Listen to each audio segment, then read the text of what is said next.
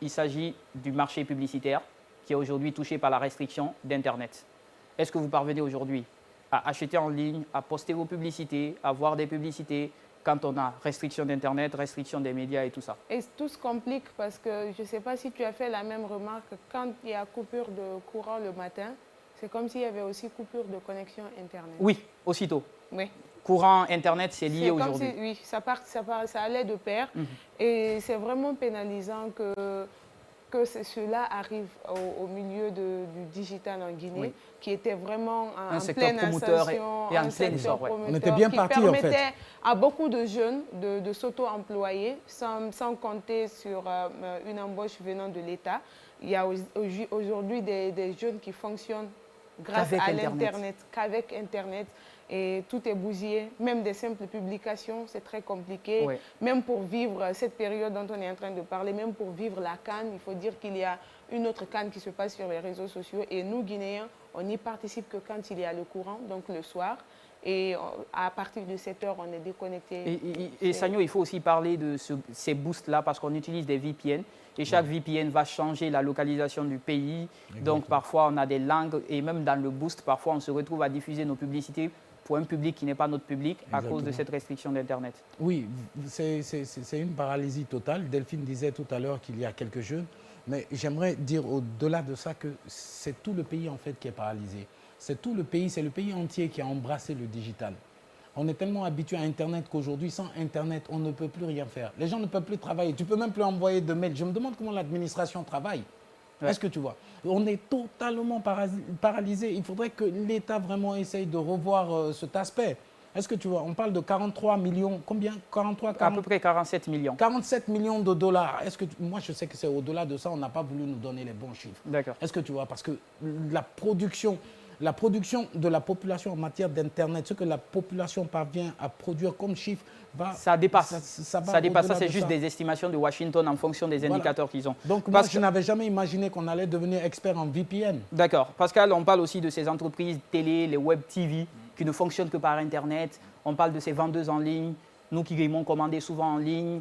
Aujourd'hui, ça devient très compliqué. Selon toi, on s'en sort comment dans cette situation très difficile? Quelle alternative on a? Bon, là, on est tous conscients que ça devient compliqué. C'est très compliqué d'ailleurs actuellement de s'en sortir. Mais après, moi, la question que je me pose, c'est bien de parler de cette situation qui fait mal. Mais après, qu'est-ce qu'on fait derrière?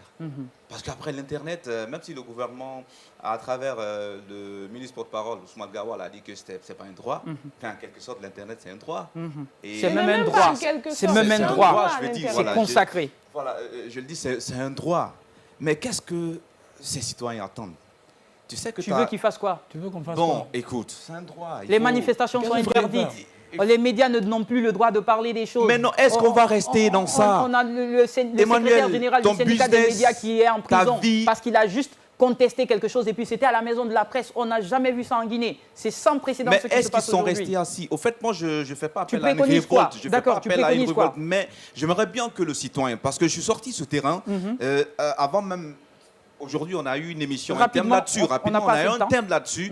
Moi, je suis sorti sur le terrain, je suis allé vers des personnes, ces mêmes citoyens, pour qu'ils se prononcent, dire réellement qu'est-ce qu'ils... avec la restriction de l'Internet, comment ils parviennent à travailler. D'autres étaient incapables de me dire réellement, de se prononcer devant le micro. Parce qu'ils n'en ont pas dessus la tête. Mais non, c'est un problème, il faut qu'on en parle. D'accord. Qu'est-ce que tu veux qu'on fasse? Il faut qu'on revendique nos droits. Une solution rapide. Révendication par quel moyen aujourd'hui?